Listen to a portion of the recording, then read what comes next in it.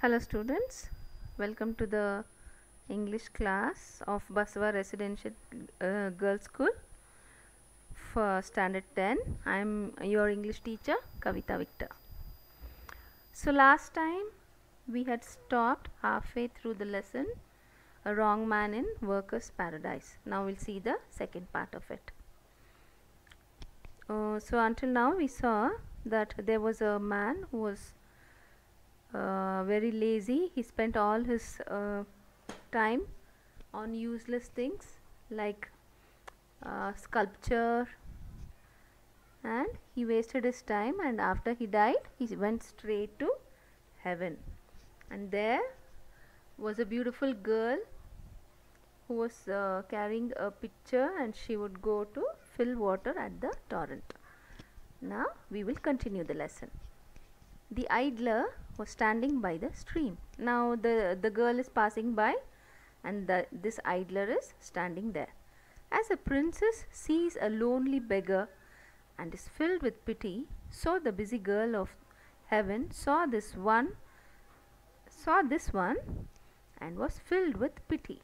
Now she's seeing this man standing idle without doing anything, so she's feeling pity for him, as if a princess passes by and there's a lonely beggar standing there, how much pity she would feel. The same kind of pity she's feeling for this idler, and she says, "Aha!" She cried with concern. "You have no work in hand, have you?" She's asking, "Oh, so sad, you don't have any work.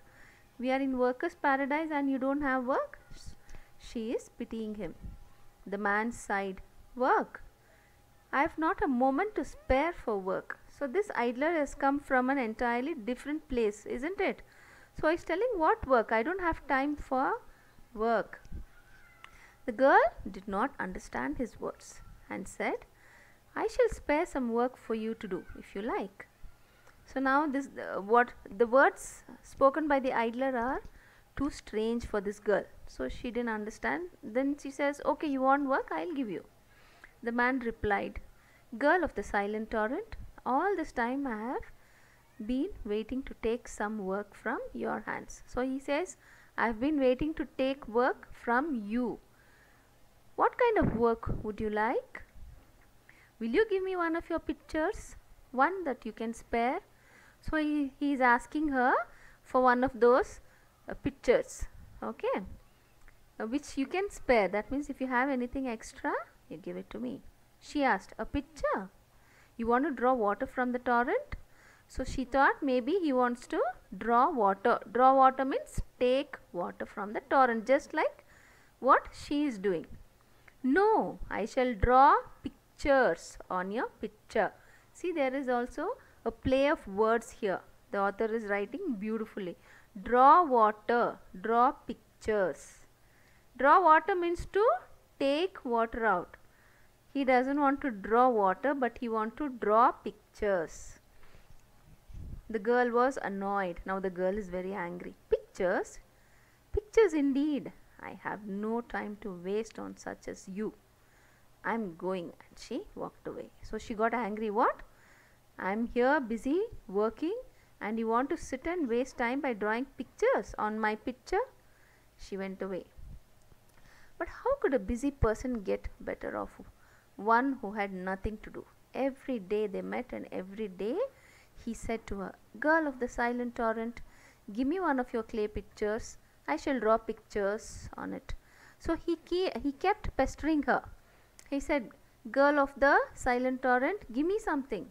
Give me one of your pictures, because now I want to draw. I don't want to do any other work like the people in the workers' paradise, but I want to draw."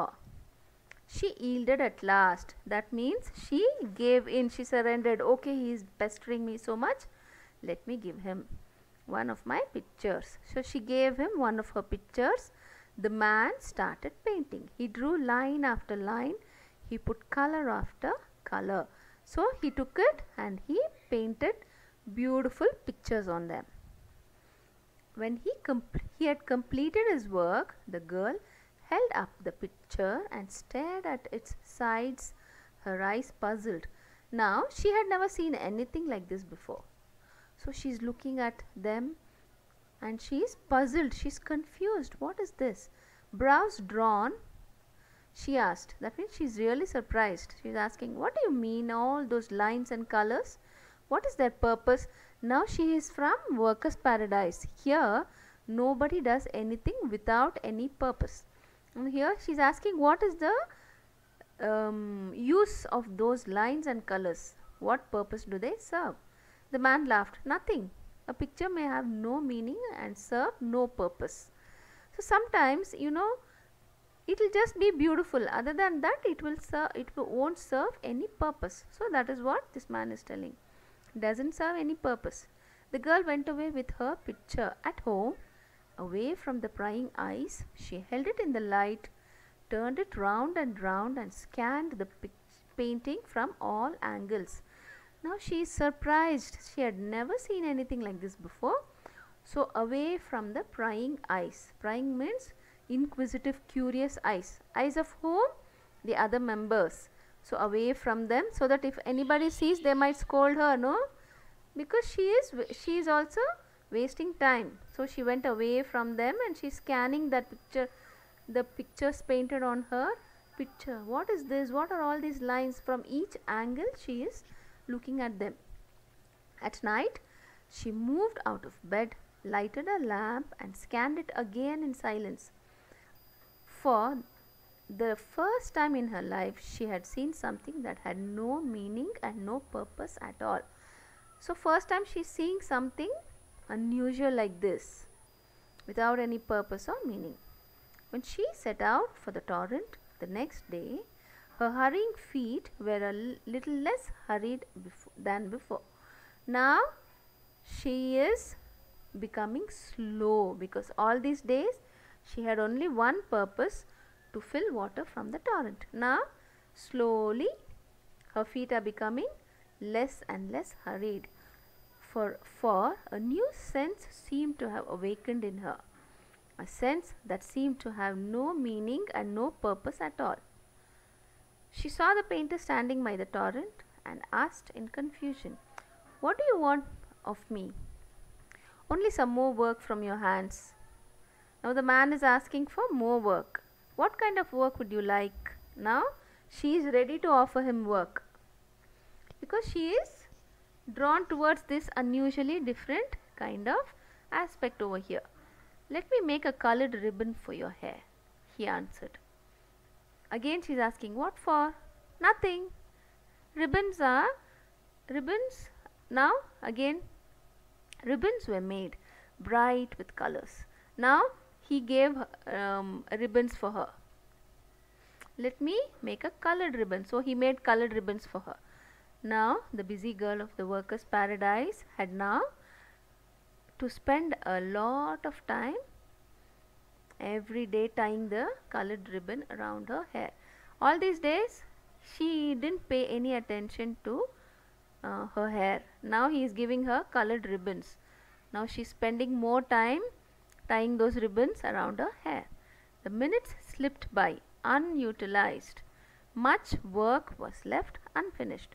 Now she is busy doing these things, decorating her hair. So the other important work is getting unfinished. It is getting left unfinished.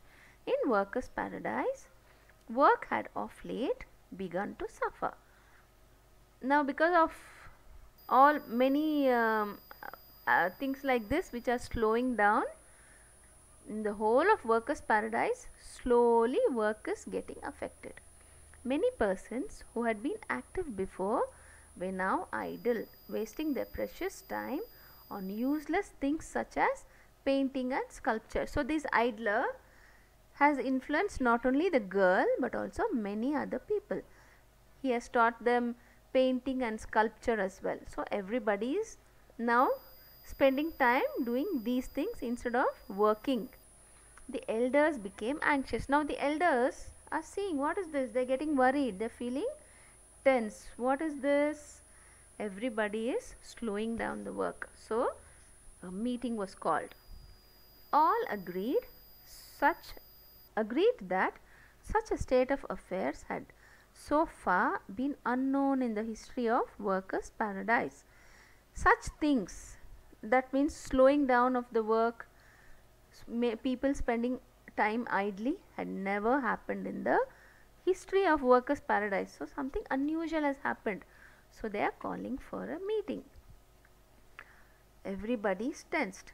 The aerial messenger hurried in, bowed before the elders, and made a confession. Now the aerial messenger comes. He made a mistake, right? In the beginning we saw he made a mistake and he brought this idler to workers' paradise, even though he didn't fit here. He was not supposed to come here. I brought a wrong man into this paradise, he said. It is all because of him. So the aerial messenger is confessing, because of that wrong man, all this problem is happening in your workers' paradise. The man was summoned. Summoned means he was called for. So they call the man. So they want to find out what he is doing in this workers' paradise. As he came, the elders saw his fantastic dress, his quaint brushes, his paints, and they knew at once that he was not the right sort for workers' paradise. Now they looked at him and they immediately realized that he was not fit for this workers' paradise. He is having paints, he is having some old fashioned beautiful brushes, and he is wearing beautiful dress, and he doesn't look anything like he would fit into this workers' paradise. Stiffly the president said, "There is no place for the like of you. You must leave." So now they found out that he is the reason behind all this. So they asked him to leave immediately. The man sighed in relief. Sighed in relief means what? He is also very happy to leave this place. Abba, thank God I can leave this place. And gathered up his brush and paints. So he took all his belongings and he is getting ready to leave. But as he was about to go, the girl of the silent torrent came up, tripping, and cried, "Wait a moment, I shall come with you." The elders gasped in surprise. That means like that they are all surprised that this girl who belongs to workers' paradise wants to go behind this man who according to them is useless. Never before had a thing like this happened in workers' paradise. A thing that had no meaning and no purpose at all. So now this girl, even though everybody in the workers' paradise believe that this person, whatever he is doing, has no meaning and no purpose, this girl found something interesting in him. So what is this man, idler? In a general scenario, even we, right, we do so many things only if they are useful for us. If they are not useful, we don't do it. But have you seen roses? Are roses of any use to us? No. But we keep roses on our heads. We decorate our living area with rose. Why? It is just for beauty. They don't give us any monetary financial benefits, right? There are so many things in life which are not of use, but still out of beauty or out of happiness. They give us happiness. So many things, the usefulness of so many things can only be measured in cannot be measured with money, cannot be measured in terms of physical benefits. So but in this workers' paradise everything is measured. So this man seems like an outcast there. So he seems like an person who wouldn't fit in this place. But is the man good or bad? It depends on how you look at it. Okay, so this is the story.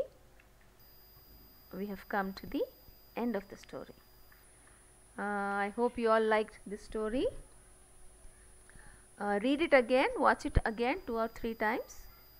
It's a very nice story, and maybe each time you read you will come to a different conclusion and you will get many new ideas. Alright, You watch it and you can solve the quiz which I'll be sending later. Thank you. Have a great day.